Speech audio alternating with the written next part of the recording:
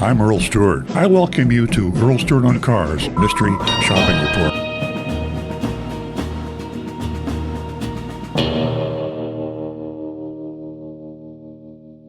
We went to Coconut Creek, Again. Genesis.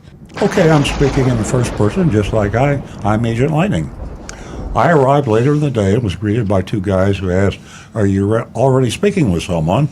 I replied, "No, but I'd like to see a salesperson about a new 2025 Genesis G70 2.5T sedan."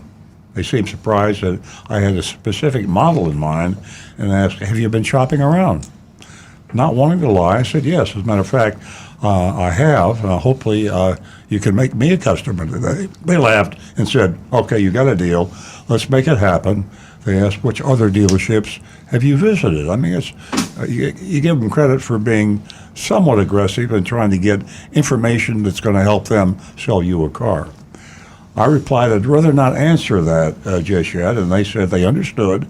They promised to get a salesperson and just needed, they had to find Charlie.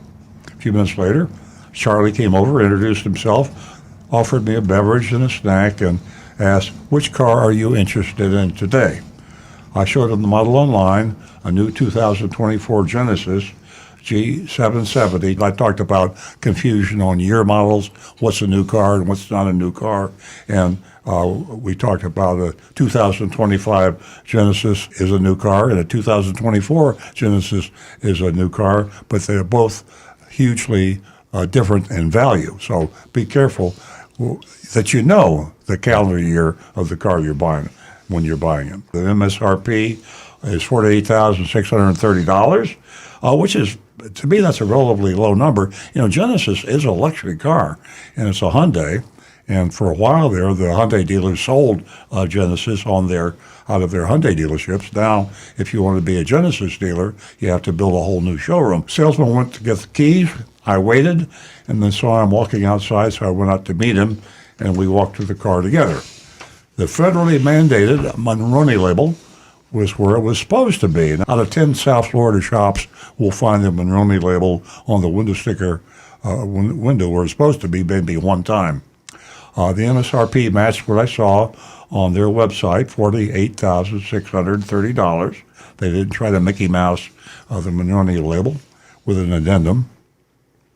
As you know, I said I've already test driven the same model elsewhere, so I'm more interested in seeing a price right now and wouldn't want to waste any time. He said he understood. We went to the car. I sat in the driver's seat and started it up. Then I noted it seems almost identical to the one I saw elsewhere with just a few different accessories. So we're good. Charlie mentioned, "I want to be upfront with you. Once we run the numbers, and if everything looks good, we'd still like you to drive it before heading back to finance, just to be sure." And this is something that made me feel good about Charlie. Too many salespeople out there don't think about that. And you can take two new vehicles, same year, make, model, and identical in all respects. They all drive a little differently because you'd think that two new cars coming off the assembly line that have the exact same equipment would drive identically. They don't.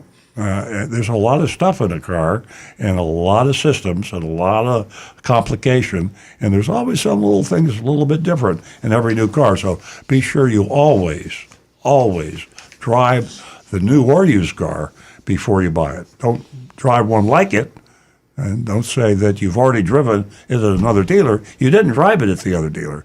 The one you're buying is at the dealership now, so drive the car. Of course, I agreed that I definitely would do that. We headed back inside, and he again offered me a drink and a snack. He then politely asked for my license and phone number and had me take a seat, promising he'd be right back. I waited about 9 minutes before he returned and said, "You're in our system now. My manager will run some numbers. Are you looking to lease or finance?" I replied, "Cash," but it never hurts to look at some finance terms. So left lingering hope that they could get the financing. "Thank you so much, Charlie." I said, "That sounds perfect." When I came in and spoke with the two guys up front, I'd asked if they were the sales managers. They confirmed they were and were already aware I shopped a competitor. I was hoping they'd give me their best price off the bat, and we'll see. After about 5 minutes, the sales manager came over and asked, "Are you planning to lease, buy, or maybe write a check today?" he asked. I said, "Likely cash." He asked if I wanted to see different options, to which Charlie quickly responded, like Charlie's the salesman, $0, $5,000, and $10,000 down, the different payments for the different down payments. So the manager said, "Perfect, let me get the numbers for you." About 7 minutes later, Charlie presented me with the numbers. The top line, labeled market value selling price, was MSRP, and as I said before, that was $48,630. They discounted that by $4,000 before adding a $949.50 pre-delivery, and that's a junk fee, and they added the sales tax. So that's almost $1,000 in junk fees. I was $48,798 out the door. When he finished, the sales manager, who I learned was called Eddie, came over and asked, "How do we do with the numbers?" He then added, "I already know you have a specific price in mind, and my goal is to beat it and earn your business right now." I replied, "Well, that's quite impressive. You did beat your competitor's offer." That had to make him feel good. Eddie then asked, "Would you mind sharing me the previous quote and dealership?" A little nervy of him, but smart, trying to get information on the competition that he could use in the next sale, and also in determining the pricing of their products. So Eddie is using the customer as a source of competitive information, which is a great way to go. I replied, "You beat Rick Case Genesis price by almost $2,000. Now, isn't that interesting? Very. Yeah.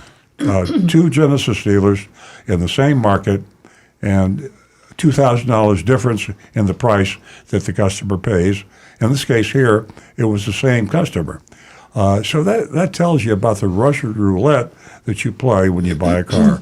And I don't care if you feel like you got a good price, if you feel like you got a bad price, chances are there's another price you could have got. Worse or better. The more you shop, the more you compare, the lower the price you're going to get. Absolutely. It's very simple. Eddie was polite, appreciated my willingness to share. He said, "I hope our dealership met your expectations today, and I'm thankful for the opportunity to provide a quote. Let us know if you have any other questions or want to move forward with a purchase."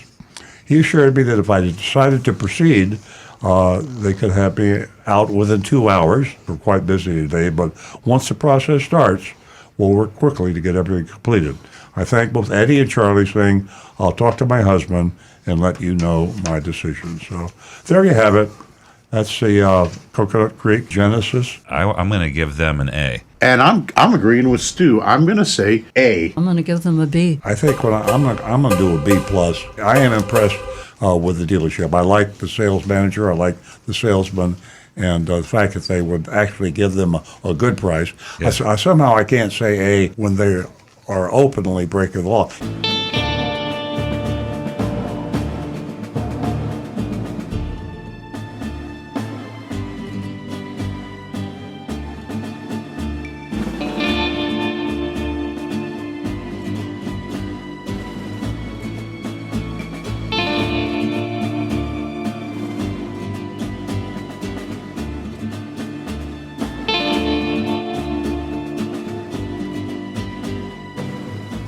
Hi, this is Earl Stewart. Thank you for watching this video. If you would like to be notified of new videos that we post to our YouTube channel, simply click on the subscribe button and the bell icon in the lower right-hand side of the screen.